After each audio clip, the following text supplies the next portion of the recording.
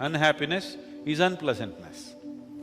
Now when you're in a state of unpleasantness, nobody can touch you, nobody can help you, nobody can do anything with you. If you're in a state of pleasantness, you're willing to be molded into a different shape, isn't it? When you're in a state of unpleasantness, you're not even willing to be touched. So, unhappiness is a bigger problem than whatever damn compulsions you have. A far bigger problem, because now you cannot be touched, you cannot be molded, you cannot be helped. So first settle that. Whatever the nonsense you are, first thing is learn to be joyful and loving. Now, it's easy to work with you, it's easy to help you, it's easy to reach out to you, it's easy to do things with you beyond your likes. Your likes and dislikes are the basic compulsions. If we have to help you out of that, you have to be in a pleasant state. If you're in an unpleasant state, we cannot make you do something that you do not like. You will do only what you like. The more unhappy people are, the more they will insist, I'll do only this is how I am. Joyful people are flexible. You can make them dance, you can make them cry, you can make them jump. They'll do everything when they're happy. They're flexible. Don't lose your flexibility. That's the most important thing. That's the reason in the morning yoga, starting with your back, slowly you'll work up to the head. Because flexibility is key. If you become fluid, it's great. From being solid to become then to become fluid, then to become gaseous, then to become nothing. That looks like a progression, isn't it? So, it's important to keep yourself flexible. Flexibility is not possible when you are in any state of unpleasantness, either in the mind or in the emotion. So that's the reason why being joyful, being loving, being happy, being peaceful is important only for this reason. So don't create double problem, you already have enough. And these are not the only compulsions you have many more. And the very purpose of samyama is to bring all those things that you have hidden out. Because if you bury it, it will only grow. You bury your potatoes, they will multiply and grow.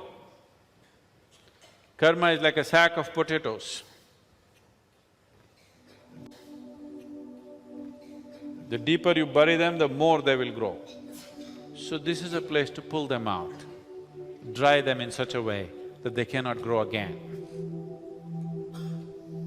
If you put yourself through intense enough sadhana, you will see when you go out in the world, so many of your simple compulsions are gone. And I'm telling you, if you had the compulsions that you had just a week ago, you cannot sit like this, which all of you have been doing wonderfully well. You cannot sit when there are compulsions. Yes, this and that nonsense is coming, it's not that you become 100% free, but so many of your compulsions are finished. That's why you're able to sit. Everything is hurting. Who is not hurting? Everybody is hurting, including me. For me, only one leg, for you both. That much exemption I have because I have to sit through many samyamas. Only one leg. For you, both legs. It's hurting, that is the whole thing. Hurts, I want to get up. Get hungry, I want to run and eat. Feel like this, I want to go and pee. That is what… we have outgrown that. Very hungry, but it doesn't matter. Very painful, it doesn't matter. It's a terrible compulsion. Most people won't bear it for 2 minutes, they'll hop around. Now you're just sitting. And somebody sitting next to you, they're also doing ba ba boo boo boo.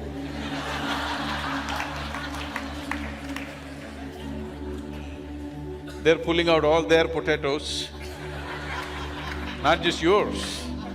You also have to bear with the surrounding potatoes. rotten potatoes just spilling all over the place, but still. So don't complain, you're doing great but still there are a lot of potatoes to pull out. They need to be every day pulled out, every day.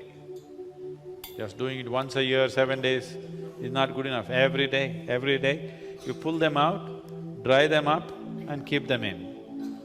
Dry them to such a point where they cannot sprout again, then it's okay, potatoes are useful. You shouldn't get rid of your potatoes because all your experience of life will go.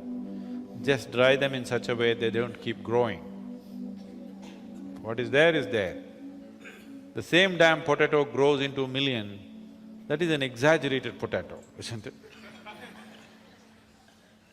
So you dry them and just keep it as what it is. See, it is like this. You have 5 minutes of intense experience, let's say pain or fear or some torturous experience or something which was abhorrent to you. 5 minutes. This 5 minutes of potatoes will multiply and multiply and multiply and rule your whole life. Wherever you go, that's what you talk about. Wherever you are, that's what you think about. If something moves, you think the same thing is going to happen. Because you're multiplying your potatoes, you bury them and they're multiplying. They will become millions of potatoes, same kind, abhorrent kind. Now, you dry this potato and keep it, it is there. It's a good experience. If you went through a real bad experience, it's a good experience because these are invaluable. What you learn through unpleasant moments in your life is invaluable. If you forget that experience, you are a fool. Only a fool will try to forget. If you're smart, you must remember every unpleasant experience you had without resentment, without anger, without unpleasantness, just in your memory always, so that you never ever get into the same situations again. If you burn your experience, you'll go through the same nonsense all over. We just want to pull out the potatoes, dry them in such a way that they cannot sprout, but we want to preserve the potatoes. We don't want to get rid of them. Otherwise, you'll be again an ignorant fool who'll do the same things all over again. The value of life's experience cannot be thrown away. The value of lifetimes of experience definitely cannot be thrown away. It's needed. If you can keep them at a distance and use them as experience, if you let it grow into you, then it just poisons your whole life. Karma is the only thing, the memory of experience is the only thing which can bring wisdom to you. And it is the only thing which can bind you. And it is one thing which can so heavily poison your life that it can destroy you. So karma is not the problem, how you carry it is the problem.